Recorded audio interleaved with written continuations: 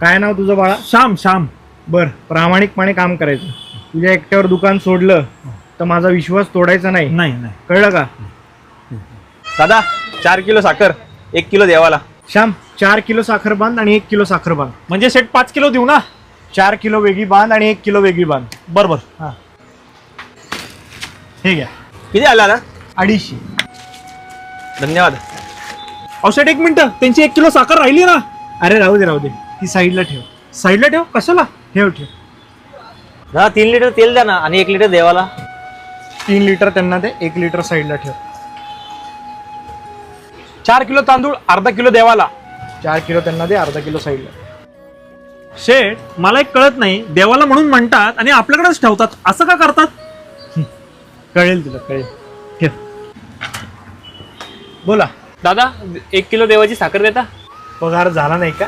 हो ना, परवा होईल असं म्हणतात. घ्या. दादा 1 लिटर देवाचं तेल देतात? शेठ, मला एक सांगा, या लोकांना आपण फुकट का देतोय?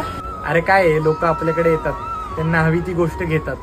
ज्यांची ताकद जास्ती आहे ते थोडा जास्ती गोष्टी घेतात आणि सांगतात की हे देवाला. आणि मग ज्याला खरंच गरज आहे तो येतो आणि घेऊन जातो. फक्त नियम एकच, तुम्ही कष्ट केले पाहिजे. फुकट नाही देणार. ही लोक देवाला देतात, देव त्यांना देतो. आपण फक्त निमित्त आहे रे. चल आता माझ्या वाटणीचे 3 किलो गहू देवाला. हो, आणि माझ्या वाटणीचा अर्धा किलो बेसन सुद्धा. वा. दादा 2 किलो तांदूळ देवाचे द्या.